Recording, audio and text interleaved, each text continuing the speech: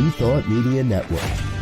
We are a global broadcast network of positive music, media, and entertainment, inspiring humanity's evolution along the journey of enlightenment and creating a world of love, peace, empowerment, and prosperity for all. New Thought Media Network. Positively inspiring.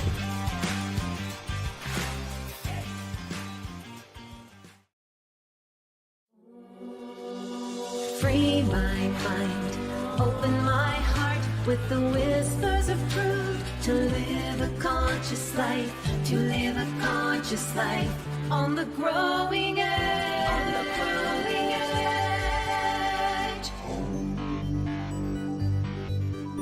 edge. And now, here's Allie.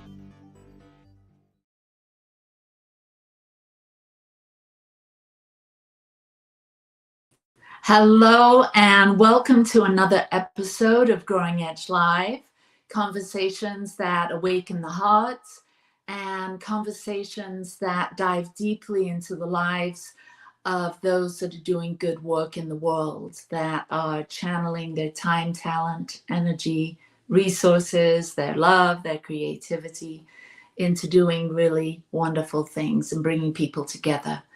So I'm so glad that you're here. And today I have a beautiful, wonderful friend of mine.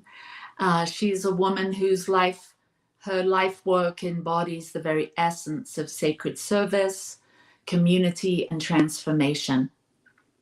My guest is Sylvia Nibley. She is a visionary and community catalyst who has spent decades weaving together the threads of personal awakening and collective healing. She's the founder of Inquiry Cards, a beautiful tool for inner reflection and wisdom, and the guiding force behind the Warm Springs Alliance, which is a nonprofit we'll get to talk about. And Sylvia, there you are. Welcome. Thank you, Allie. So good to be with you. Yeah, it's really good to be with you. We're both here at the top of Utah, and you're in Salt Lake, I think. That's right. Yeah. So let's hear a little bit about you. Let's talk a little bit about how we met and how your life got started. Where did you grow up and all of that? Yeah, so I'm one of those humans who found their way into things that the high school counselor never would have told them was possible.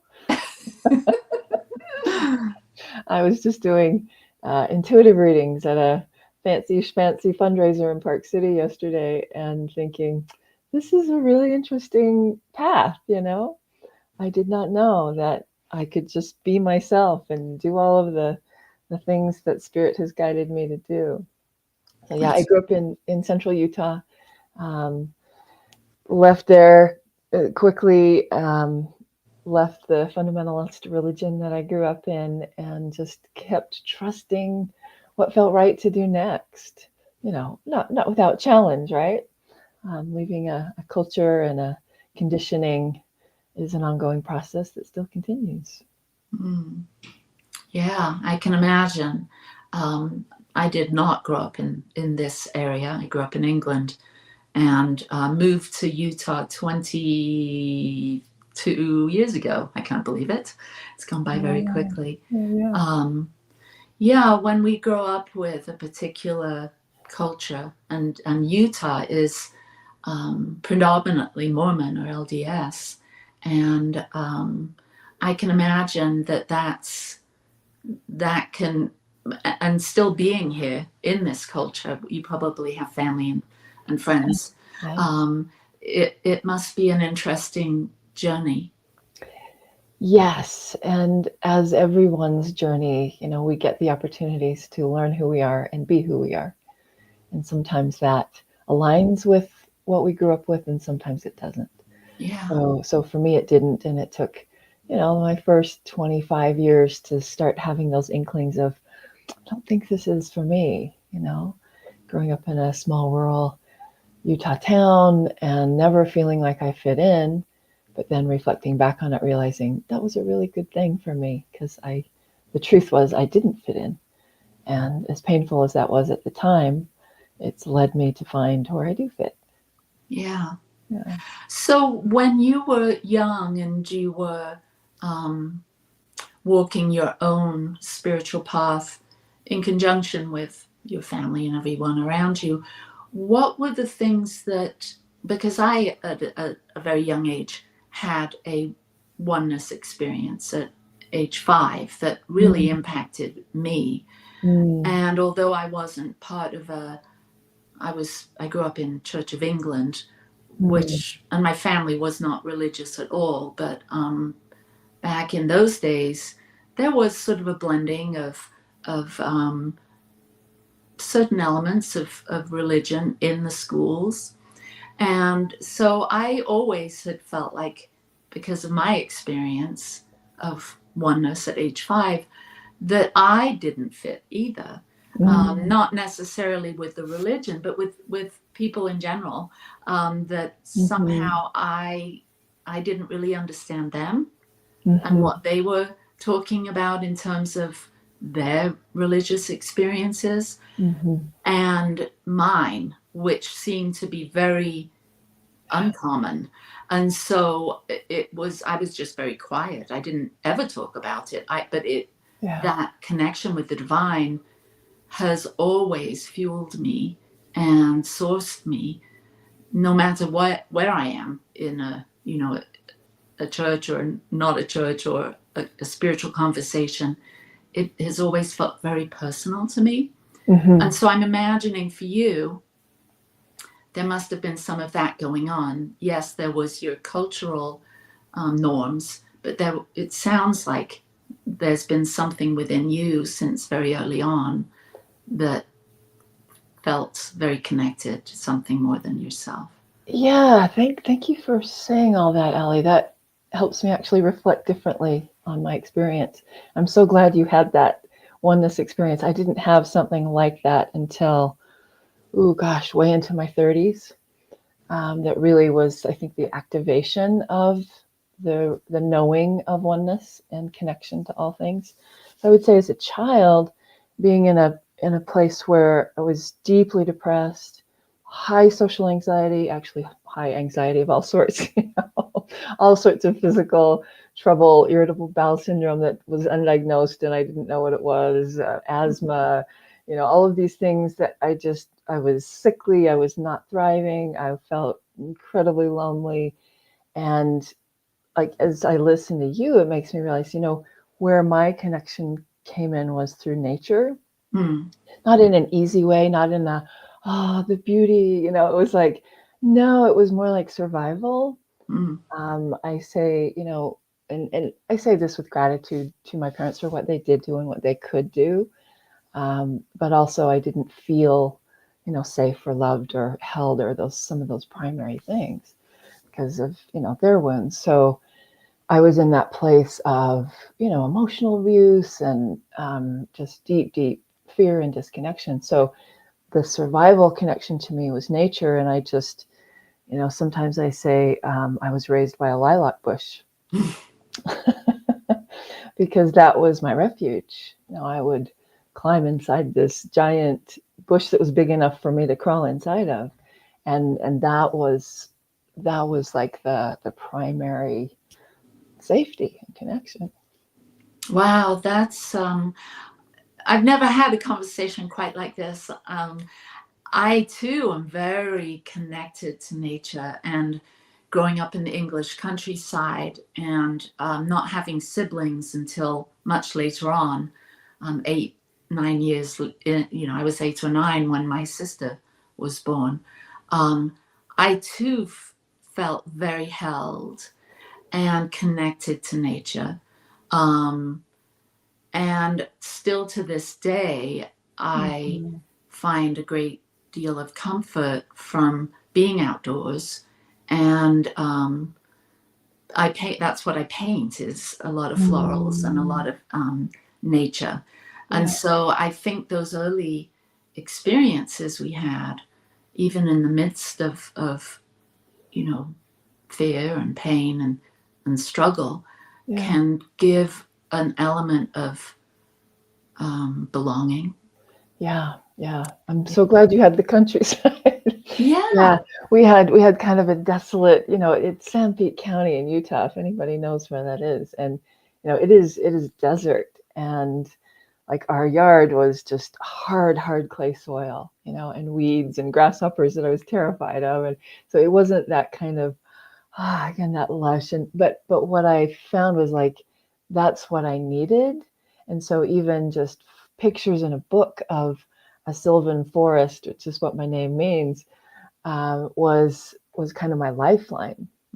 Just that feeling of green or water. And so much of my life is focused around that now, is the connection and finding spirit in the trees and the earth. And we'll talk more about my nonprofit around that. But yeah, it's like children are resilient, amazingly resilient. And I also work with people in my healing practice that I've been at for decades, with a lot of folks with a lot of trauma, and find just how amazingly resilient humans can be in finding things that keep us going, whatever that is. And like you say, it's deeply personal. Our spiritual connection, I think, is the most personal thing we can possibly experience. How do you connect with, the source, whatever that is for you? Yeah. I love that we're having this conversation. It's helping me to clarify my thoughts around how personal it is. And when I contrast that to sort of organized spirituality, which I'm a part of myself, but there's always been this, it's almost like a both and. I have this very personal connection and way that I view the world that doesn't fit into a box. Yeah. And many of the constructs that we're exposed to in our cultures have us sort of try and fit into something, and to it's as I this isn't like the first time I've thought this, but I'm just seeing with new eyes the absurdity of a matriarch or a patriarch or of some sort trying to instruct everyone how to do their religion or their connection or their yoking to the divine. Seems a little prehistoric or something. Because it is so individual. Yeah. I remember, I guess we could call it an awakening experience, probably in my early 20s, where it just dawned on me, how that happens, that the religion that I came from someone else's spiritual experience. Yeah. They had this wow revelation, right? And I realized, that was their thing. That was their path. That was their life. That was their, aha. And then I looked at the major religions of the world and tracked back to, same thing. These are someone else's experiences. That doesn't mean that I follow their recipe. That means that I find mine. And that really changed everything for me. Yeah. Tell me more about that. So you have some experiences in your 20s that led you down your path. What does that look like and feel like? Yeah, I guess some of the first ones, I have to give my sister a lot of credit because she really led the way. We're very much alike, born just 3 years apart. We weren't close as children, but in our 20s, we started to connect more as adults. And she was thinking for herself. Wow. And that was something I hadn't really seen before. And I was fascinated by it. I was like, how do you do that?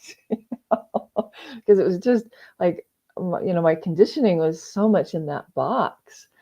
And, don't question. And this is just the way it is. And just follow it. And then you'll be happy. And then, you'll go to the highest part of heaven and all that kind of stuff. And it's like when you're conditioned that way as a child, that just, you don't think about anything else. That's just the way it is. But here she was questioning things and coming up with different answers. And And so I really was inspired by that. And I think that's what led to this experience of, no, wait a second. And I've continued to do that. In fact, I will share one of the tools I've created to help people do just that, think for themselves. So yeah, it was just like one thing led to another. And I found that I was feeling more spacious and I was getting less sick. It's like in my 20s, I had chronic fatigue and, these things that felt mysterious. And so, yeah, just a step at a time. Sometimes we have those larger openings, and sometimes it's just kind of the grind of day to day finding what is that impulse, and I reflect back to when I was about 12, I felt just this seed of, if I could just be of service, if I could just help somebody have a healing moment, just one person, like that would give me a sense of satisfaction. What I didn't know then was that was the first inklings of my path as a healing practitioner. Just this, I started reading books on acupressure and herbs, at 12, but thinking, no, that's just more to even, I couldn't possibly hope for, actually making a difference in that way. So it was in my 20s again that I just felt like, okay, I'm not satisfied with my career direction. And so what's possible? And again, just feeling really, really scared and tight around, I don't know. And maybe I could go to massage school, but again, it felt like too much to hope for. So with some help from a friend, I was terrified to even open the envelope with the catalog to massage school, right? Just can also be an indicator of that you're on path, when something means that much to you. And I didn't know that at the time, but I coach people and that kind of thing all the time now, right? It's like, how do you recognize these inklings and these impulses? So yeah, and finally went to massage school, and then that really set my direction that I've had no question of ever since. Did that journey help you heal your own things going on with you? Absolutely. Yeah, I mean, that's what always happens with our path. I think it leads us into our own healing, and especially for those of us who feel led into the path of having a healing influence. And, that can be as a one-on-one healing practitioner, that might be as an artist, or, there are so many ways that can take shape. But yeah, for me, it was trusting that I could do that. And then when you're doing healing work with others, it really accelerates your own healing path. If you're going to stay with it, and that really is your path, you're just going to be doing your work in a deep way constantly. So as you've navigated and created your own healing, and maybe there were outside influences, you can tell me in a minute, but as you've done that, and you've grown, evolved spiritually, and in all the other ways that we do naturally, how have you and now you're coaching and supporting others, what are the fundamentals, would you say, to self-healing and being open to call upon others to come in and support you as you do on your path? What do people need to know, do you think, about, if they're in a place where they have a diagnosis, or they're struggling emotionally, mentally? What are some of the things that are helpful to know about self-healing? Yeah, I love that question. I think it always comes to the challenges that life brings us. Like you say, sometimes an illness or a death, or, these things that catalyze change in our lives. And, some of the fundamentals are, I think what comes to me first is courage. Just that willingness to face into the difficult, and trusting ourselves. I think listening to yourself, self-inquiry is such an incredible tool to keep coming back and coming back. I think there is nothing as rare as a thought of your own. There's nothing as rare as an act of your own. And that's what leads you to satisfaction and happiness. And, it's not the if and when you have something outside yourself, then you're going to be happy. It's always an inside job. So getting support around that, trusting those small steps, moment to moment of, reaching for what feels like the safe thing, what feels like the supportive thing. And then they say safe relatively, because it's always a stretch. It's like we create safety through grit and courage and keep going. Mm-hmm. What were some of the major influences for you as you started healing and releasing some of these conditions that had caused you, so much trouble? Was it once you got into the massage school? Yeah, that was the biggest opening there. And I'd come from a background where I was just really touch starved. I think that was at the root of a lot of the physical issues, was that I just needed to be held. That's such a basic need. So massage school was really pivotal in that way. So a lot of body work, and I continue that. I'm 35 years in. Wow. Yeah. And so that, along with, I would say, spirituality, schools of thought that were completely different for me. Taoism, like reading the Tao Te Ching in my 20s was just rocked my world. Helped me see things differently, helped me feel into things that felt truer.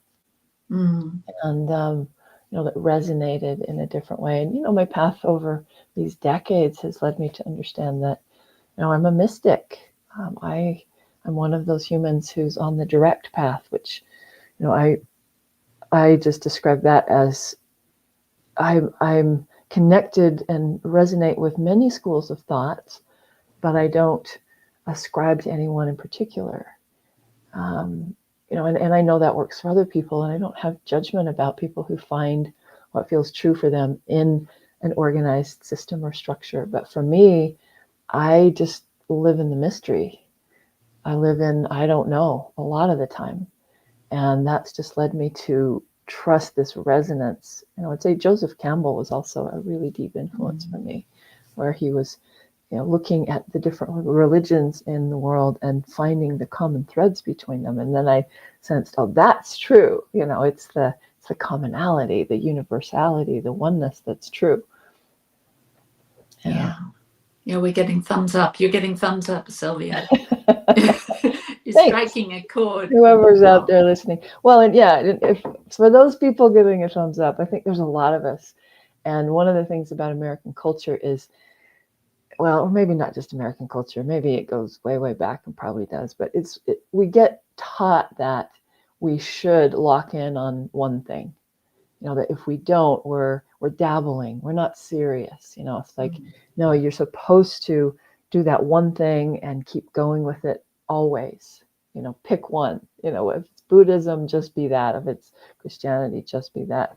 And I just work with so many people all the time who that doesn't fit. And maybe that's also a kind of sign of the shifting in consciousness, kind of as humanity, that there are a lot of us saying, I feel a yes for this piece, and I feel a yes for that piece. And it's personal, and it's my direct connection.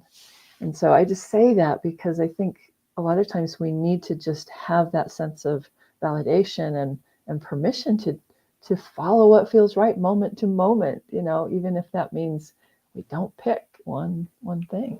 Mm-hmm. You use the term mystic, and I'm wondering how, because I'm sure there's people listening that are intrigued by that. Like we know that there's books that have been written by mystics, and there's people that have this deeper sort of sense of presence. Mm-hmm. Can you talk more about, because that's a brave thing to say, and I see that and hear that and honor that. So can you speak to that courage to use that term and talk to how that shows up in your everyday experience? Sure. I think of it is brave because we still carry that trauma of hundreds and thousands of years of people like this being persecuted and murdered, really. I think the collective memory around that is still quite strong. So for myself, that looks like trusting my inner voices. As I've found my own expression and truth of my own spirituality, I resonate with the mystics. That was part of the aha. Oh yeah, Rumi, Hildegard von Bingen. It's like these people that were in connection with the divine fire, right? And that's my experience. I do directly feel that, and sometimes it's very, very intense, right? Sometimes it's like voltage in my body that just, it's like 220. Mm-hmm. And so just those kinds of kind of signals that, okay, this is a particular path, and this is what I'm curious about. This is how I live, is tuning in to my direct connection, and that's what I do now as a healing practitioner, as I do intuitive reading. So I hold that space, for other people, where I'm listening to spirit and sharing what I get by that. So we could call that channeling. We could call that, I do mediumship, and it feels to me like I'm one of those people who is just made to be a universal communicator. Mm-hmm. With all things, right? Living in that connection with oneness in the way that feels true for me. And it also, it feels like no big deal. It's like a lot of people sort of expect, the fireworks, which happens sometimes, but it also can just feel like the most natural, normal, of course. Had an experience a few days ago with some ants that invaded my home, and I had a communication with them and asked them what was going on. And we had a little chat and we came to an understanding, like, I can't have you in my cupboards, and I really don't want to murder you. So we came to an agreement, and I said, how I talked to the queen, and it's like, what do you need in order to move safely? Because I really want to support you living in a place that's good for you. And I got 2 to 3 days, and I got, impressions about how to do that and invite them to another place. And I did that. And by the 3rd day, they were gone. They were completely gone. And, I've doubted things like that before, but it was just such a true connection with the consciousness of the ant colony, where it's like, you tell people about that, they might think that's kind of strange. And then I realize, no, actually what's strange is that we don't do that.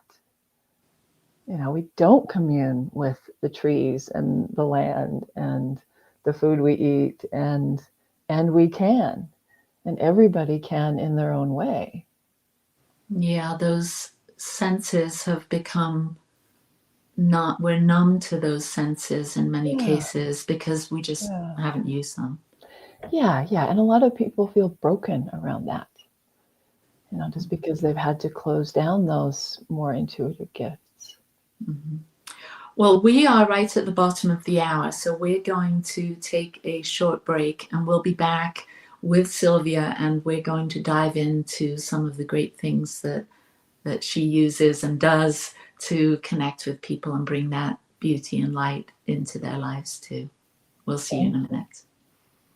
Please help us say thank you to our organizational sponsors, including the Hefferland Foundation, Affiliated New Thought Network, International New Thought Alliance, Science of Mind Archives and Library Foundation, Center for Spiritual Living Denver, Center for Spiritual Living Midtown, New Thought Philadelphia, Planned Happiness Institute, Summit Center for Spiritual Living, One Heart Retreats, Center for Spiritual Living on the Lake, Unity Kitchener, Unity Spiritual Center, Ottawa, Om Center for Spiritual Living, Satya Center, Begin Within Ministries, Center for Spiritual Living, North Jersey, Unity of Savannah, and the Center for Spiritual Living, Seattle,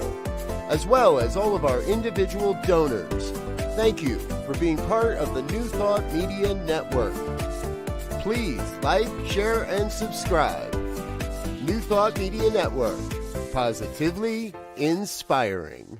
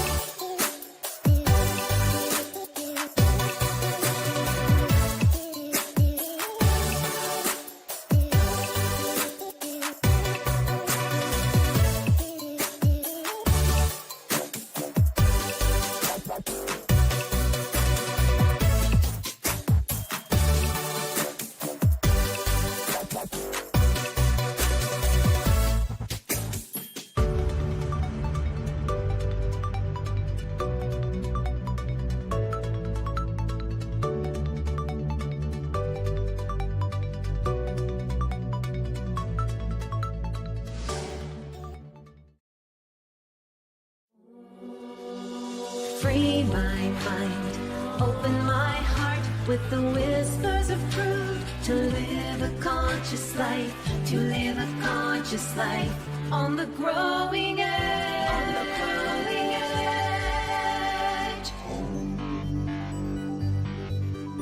edge. And now, here's Allie. We are back. Welcome back. So, Sylvia, I would love to dive into explore some of the ways that you work with people, the things you've created, and the communities you bring together. I know you're very involved with dance. And so there's so many things as I've been doing a little research on you, and I know you. You've come and shared at the Om Fest that we had up here in Ogden years ago. And so I know how impacting you are on the local community, but it extends far from just local. So let's talk about some of the great things that you do with the work that you do and with your sort of this mystic and your expanded consciousness energy. So Oh, thank you, Allie. Yeah, I think the common thread with these things would be probably practices and tools that really come through the divine feminine. It's oftentimes the things that I've created come from that need to have more opportunities that feel resonant with the feminine, like dance. It's like that's one of my primary practices, is just movement, spontaneous. The body knows what it needs. So I founded the Women's Full Moon Dance 22 years ago, and we're still going. And it's just a safe place for women to move and express and find that sense of truth and expression in their bodies, and create safety in that, and connect the body and the spirit, which is, I think, where a lot of the suffering comes from, is that split between spirit and body and mind. And that goes way back thousands and thousands of years to the original sin story, that the women were the weak ones, right? And there's a lot that stems from that. So movement and sound is another very primary and powerful tool. Meditation, so just these simple things, but we can create spaces and opportunities to practice them. I host a monthly community healing circle where everybody can give, everybody can receive. It's so simple. And another way that has taken shape is a tool called inquiry cards. That was another, a vision that came through fully formed. It's like we need to practice self-inquiry, because better questions can open space and again lead us to that experience of a true thought, a new thought that is our own, a new act that is our own. So they came through as just a fully formed vision. Didn't have any idea how to actually create them. It was 18 years before they got into the world. I'll just hold them up for the camera here. So, oh yeah, those are very familiar. I have a couple of decks of your inquiry cards. Yeah. So the shape is important. We got the sacred geometry of the hexagon going here. We've got nature images. I'll just hold up some. They're all nature images, and sometimes you can guess what they are, and sometimes you can't. So you're looking at the world from a different perspective, and the questions open up space in really powerful ways. Again, simple. When you're chewing on something and going around and around, we tend to loop on our thoughts, don't we? Yeah. So tell us about where this, you said it was sort of downloaded, this idea of the inquiry cards came fully orbed. Tell us about that. What were you doing when this dropped in? I didn't know at the time that I'm a visionary, a mystic visionary. So, when this, I don't remember the exact moment that one came in, but it just did. I saw them, I felt them, I knew what they were for. And it was kind of intense and disorienting to have something like that. It's not there, and then here it comes out of the blue. So I just did my best to take notes and make a little prototype and just start being a student of questions, being a student of self-inquiry. So I don't know how it works. It just happens. I know now that I don't need to be at the effect of it necessarily, because sometimes when these visions come in, it's like I couldn't sleep. I couldn't, it's just take notes, and it's just like this kind of lightning bolt feeling, and it can kind of fry the nervous system. But I've learned how to navigate that a little more now, although I'm still working with these visions that have dropped in. So yeah, does that answer your question, Allie? Yeah, I think so. So you made so all of this started like pouring into your awareness, and you said you created a prototype. And so what happened from there? Because I'm sure other people have, big ideas and visions, and they probably would appreciate to know like how you manifested it. I listen to the kids these days, and they're so big on manifesting, and so it's I'd love to sort of tie that with the vision. Like, yeah, you can have a good idea or a big idea or a mystical moment, but how does it, when the rubber meets the road, so to speak, how can, because I know you are also a very practical woman that understands technology and marketing, and you understand a lot of how the real world works. So combining these two, parts of you, these dimensions of you, the mystic with the practical. Tell us how this idea actually came into manifestation. Yeah, I love that question, Allie. And my answer to it is going to be different than anybody else's. But I will share with a real intent that anybody who has these ideas that come through, that what I say is useful to you. And for me, again, it's always an inside job. I can't even count the number of people who have said, I have had an idea for a deck. Who was your printer? Right? I've said that. I'm like, oh, it's so much more than that. Yeah, get them printed. Sure, that's great. But for me, what it really has come down to is my own transformation, because as a visionary and also someone with a lot of wounding and trauma, like I was not grounded. I was a bliss ninny. I was like, I was going up and out for everything. I was dissociating because it was too scary to be in my body, which makes it very difficult to manifest things into this world. So, it's been a process of decades of healing my own, wounds and coming into that place where I can actually get things into this world. And that was my prayer for decades. How do I do this? How do I get, these are big ideas, these are things that can serve millions of people. And I did tend to focus on the how, which is usually not what actually needs to happen. So yeah, I mean, for me, it was gestating for a long time with that idea, and just saying yes, I'm willing to be the person that this idea comes through. And Elizabeth Gilbert talks a lot about this, and I love how she communicates how the creative process works, and it's different for everybody, but you learn how to be in relationship with your ideas. And I have a whole bunch of them on the back burner. They're like gestating. I have said yes to them. I've done a lot of work around them. I've done the research. I've done the outlining. But my personal bandwidth has not allowed me to create all of them yet. And I'm learning that who you get support from is critical.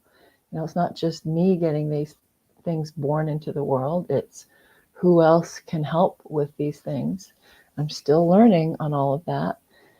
But yeah, it's not a direct line from A to B, as nothing is. I'm really hearing you. Yeah, it sounds like my question sounded so simplistic. Well, how do you manifest it? And what I'm hearing you say is it's consciousness. It's doing your own healing work. Yeah. It's coming into alignment with the natural order and flow. You talk of the Tao, I think of the the way, the Wu way. Yeah. When there's things have coalesced, it's gestated, and now there's something that's born. Everything's born in divine right timing. Yeah. And it's also true. It's a paradox. It also is our action. It is our inspired action. It is our healing process. And as you make that thing, it makes you. And then that's an ongoing process. Yeah. So, I mean, I would love to share with whoever's with us now or in the future listening here, the power of questions. Yeah, let's do it. Let's jump into some inquiry. Yeah. So these are, again, they're all nature images. We got the question mark here. And really the whole experience is pointing you back to yourself, because that's the answers really are inside you. And that's, again, where our conditioning has taught us otherwise, to look outside of ourselves for answers, for money, for power, for love, all of that stuff we tend to focus on as the default in the external world. And so these are a simple tool to help us practice coming back to ourselves and having the experience of a question. So I'm going to pose a question to everyone. But before I do that, what I invite you to do is just bring to mind something that's been on your mind or your heart that you've just been chewing on or brewing on. We're humans. We are here to grow, so there's usually something. Yeah. And those things tend to be around the same topics for all of us humans, relationships, health, life purpose, money, safety, relationship. It's just, these are the themes of how we evolve. So whatever that is for you, I invite you to just hold that in your awareness. And then I'm going to ask you a question. And I invite you to direct the question to that topic. Okay, so I'm going to hold this up for the camera. What if I were more powerful?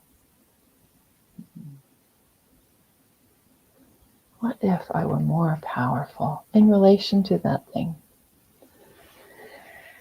And here's where we do something different. We pause. American culture is not so great at pausing. But we're going to do that right now. And so I invite you to just take some deep breaths with that question. What if I were more powerful? And just notice what comes to you.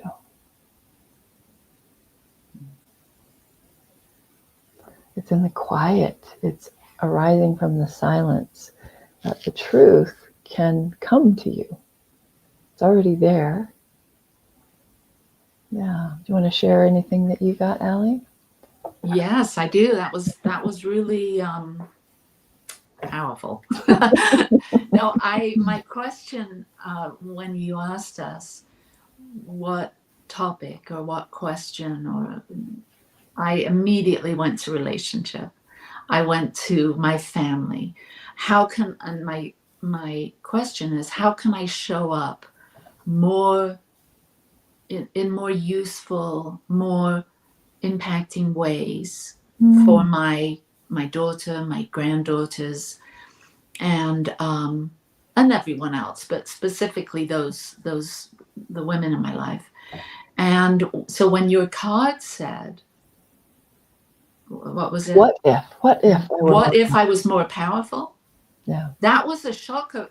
I mean, it wasn't that much of a shocker, but it was in relationship to this question, because I have a particular way about me that I think is good, but it has a shadow side, and that's being too passive, being too go with the flow, being someone that doesn't want to exert my power, because I don't like to paint seagulls in other people's pictures, so to speak. I like everyone to do themselves. And so I think this stems from maybe growing up in England, where you don't tell people how to be or how to act, and my own wounding from a child, having parents that weren't there.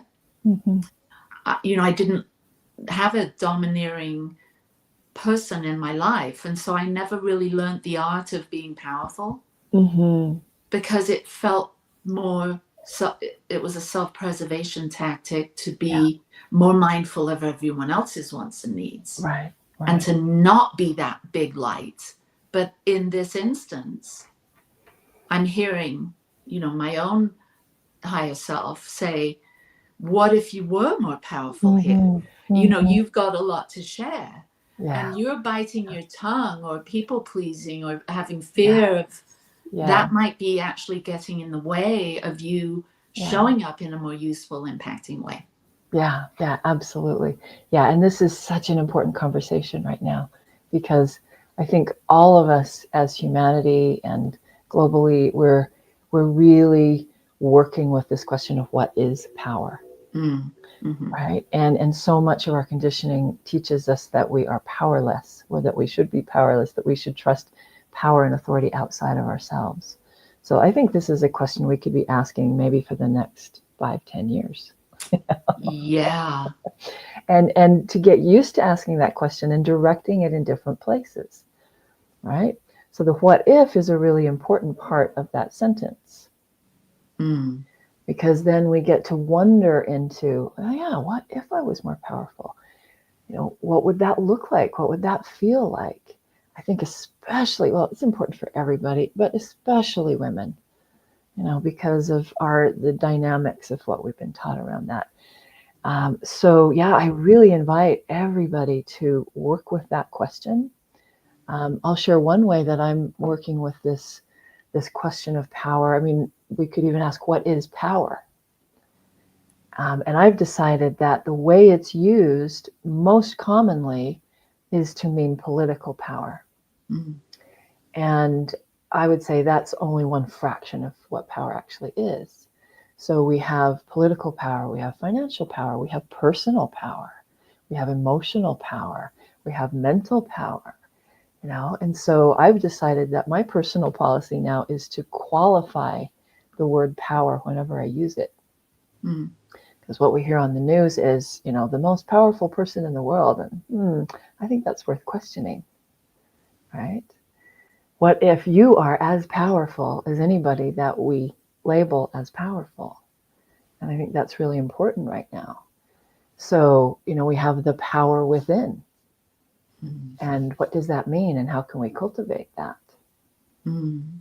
So, yeah. And the power of our love, I think of that. yes. I think it was the Bob Marley that said, when the power of love overcomes the love of power, Yes. dot, dot, dot, dot.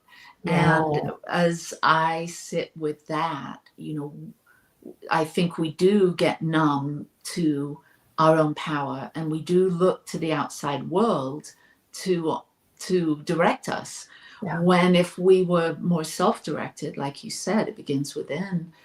When we're holding our own power, the power of our love, for instance, or the power of our creativity, or the power of our word, or whatever we want to land on there, and then start to explore that, which your cards do so powerfully, is to take these questions inside, to consider our own depth, our own strength, our own abilities, to have a greater influence in not only our own lives, but in those of the people in our homes, Yeah. the people we work with. Very much, very much. And here we are at this time where there are so many things to question. And it's like what we really can be questioning is the whole paradigm. Because the paradigm we've been living in that has caused so much suffering and is now causing a lot more death, and has always done that. We have used power in the paradigm of power over. And I so love what the previous Pope said. He said, where we got it wrong was dominion. Right now, that goes way, way back, into the Bible. It's like humans have a dominion over nature. And that's where I think the real separation happens. So to look at power and say, am I coming from that place of the hierarchy, the power over, the control is that type of power? Or am I looking at the power with others, the power with nature, the power with myself? That's a very different paradigm. So questioning all of that. And I would just really invite everyone to use this question as a practice. What if I were more powerful with my own health? What if I were more powerful with my voice? What if I were more powerful in my relationships, right? Yeah. And I think that can lead us to its empowerment, which is what's happening right now. Yeah. Thank you for sharing your cards. They really are beautiful and have been a staple in my spiritual practice. And I know that people can use these in any area of life. Yeah. So inquirycards.com, you can pick a card there anytime. Yeah, and play with questions. Are in self-inquiry is really some of the most powerful tools we have. So we're close to the end of our show, and I would love to talk a little bit about some of the things you're working on in this area, Warm Springs. Would you like to share a little bit about how that Thank you. came on board with for you? Yeah, this was another one of those visions that came in like lightning, probably 25 years ago. And the vision is about a place here in the Salt Lake Valley. So there is a hot spring, but more than the water coming up out of the ground, which is beautiful and sacred, it hasn't been utilized for about 50 years. It's also an indigenous site. So it's a sacred site. Has been a healing and gathering place for probably thousands of years. And in this modern world has not been taken care of and utilized for its purpose, which is bringing us together in healing. So this nonprofit that I founded, the Warm Springs Alliance.org, if you want to check out more. Yeah, we're working to reactivate this place and reopen it as a place where we can get together and do the important healing work that needs to happen individually and collectively. Beautiful. Yeah. So before we leave, I know that we want to share your site, inquirycards.com, and so people can see that. And yeah, you bet. Keep pulling questions for various reasons. Oh yes, thank you. Yeah, That's there exactly. You go. For those of you that Yeah. are watching, you can see that. Yeah, somebody wants to click on a card, it'll show you something comes up there. Yeah, that's great. Thank you. Awesome. Yeah. So this podcast is called Growing Edge Live, and I'd love it for you to share what's at your growing edge right now. You've talked a lot about power and understanding our own power. Yeah. Is there anything else you'd like to share with our audience here at the Growing Edge? Thank you. Yeah, I love that name, Growing Edge. We are always on it, whether we know it or not, whether we go willingly or not, right? Yeah. Yeah, my growing edge right now is around the shift in my life where I just turned 60. So, I'm looking at questions of how do I want to embrace this next chapter, go deeper with holding space for my own health and my own healing, because the visions that I'm working with are pretty large scale. But who can help? That's one of the cards in the deck. If you pick, who can help, it's a really big question, because I've kind of gone as far as I can with just mostly me, But yeah, some really amazing breakthroughs are happening around that. But yeah, just different questions, different learnings, and doing my best every day to show up in the world in a way that makes a difference. I see there's so much need and there's so much heartbreak and suffering, and my work is the same always. So how do I show up to my work having a healing influence, being of service? And boy, does that keep stretching us. I know Allie. Yeah, it does. Well, Sylvia, thank you so much for being my guest today here at Growing Edge. Yeah. I've so enjoyed our conversation. You've given me a lot to think about. And I love that you share how important it is to pause and to listen.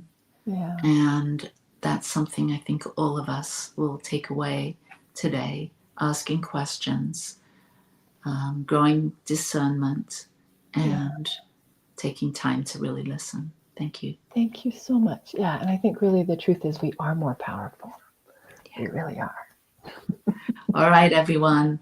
Thanks for being here today, and we'll see you next week here at The Growing Edge. Bye. Free my mind, open my heart with the whispers of truth, to live a conscious life, on the growing edge.